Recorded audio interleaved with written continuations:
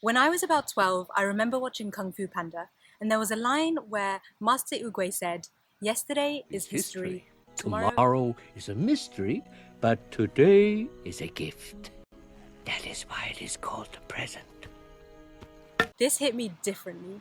I remember this was one of the first times I consciously thought about the value of time.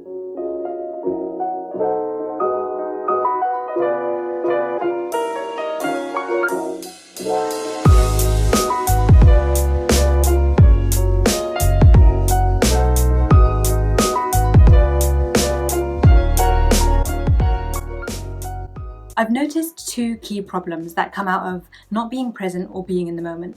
The first is overthinking, and the second is analysis paralysis. Overthinking is when you think about anything too much or for too long. It could be something about your past or something to do with the future. Analysis paralysis is when you think about anything for too long that the decision-making process leads to no decision being made at all. It's essentially like talking the talk and never ending up walking the walk. As I grow up, I realized that the way society conditions us from when we're little kids is to focus on the future and always think about what you're going to be or where you're going to be in the future, and never really about the right now. For example, when you're in nursery, you realize how everybody's always telling you about how you should behave to get ready for primary school. When you're in primary school, it's about secondary school. Secondary school, GCSEs, A-levels, uni, and then after that, it's getting a good job and just, following the steps of life. I've always had side projects working with my family or working with friends or just doing something, whether it's at school or uni. And I remember teachers, lecturers, mentors, family, whoever it was, saying things like you should focus on your education, and then afterwards you could do whatever you wanted. After you finish your education, make sure you get a good CV, you could go and get a good job, and then whatever you want, you could live life to your best and just do whatever you wanted because you've got the whole life ahead of you after that. The reality is that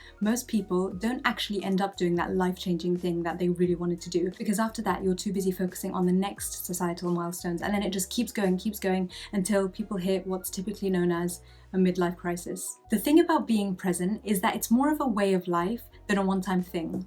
And I've learned that you can adopt certain habits that either remind you consistently to stay and be in the moment, or they naturally help you do that without you even thinking about it. If you want to start implementing this, then you've got to be self-aware. Notice the things that you do on a day-to-day basis that can help you feel relaxed and in the moment. If you really enjoy drinking that cup of coffee, if you really like going on that morning walk, or whatever it is that makes you feel right now in the moment.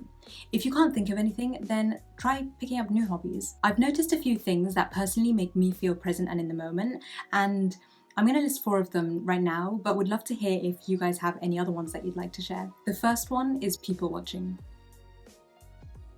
This is when you're just sitting down and you could just see different people walking, living their life, or doing whatever. You could be in a park, in an outdoor area, in a really busy place, wherever you are. But the idea is that you kind of create mini movies in your head. You make characters of people and you see that everybody's living their own life, doing their own thing, and it's just quite interesting to just observe the environment, not really think about yourself too much, not think about anything too much, and just observe. It's actually a really interesting thing. You learn a lot about people and interactions that way too, so it's definitely a fun thing that you could test out if you don't already do it. The second thing is working out.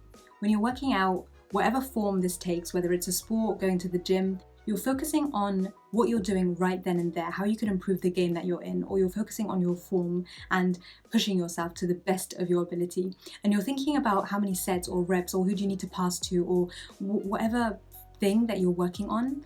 You're just present in the moment, and it's really good for you to really think about what is the best thing for you to be doing in that moment. So a lot of people mention this, but it's definitely one that's good to consider.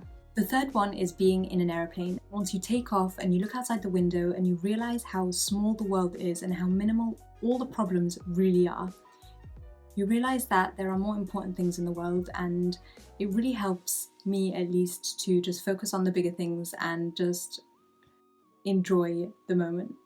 And the last one I'm going to mention is just going somewhere away from your location, preferably in nature or near a beach or something. Just take time to recharge and feel a bit more creative. Just get inspired by the location, feel the nature, see how the waves are moving and the leaves are blowing, and it could really help you think about the current moment that you're in right now, breathe the air, and really just get out of your own head. The thing is, there isn't a perfect solution to living life, being in the present and in the moment. And this is because everyone has different lifestyles, everyone has different hobbies and different focuses and priorities that they need to focus on over the next few years or whatever your timeline is.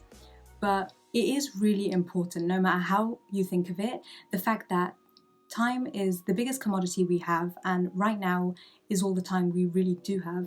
So if you ask me, I'd say find a balance that works for you, and I wish you all the best.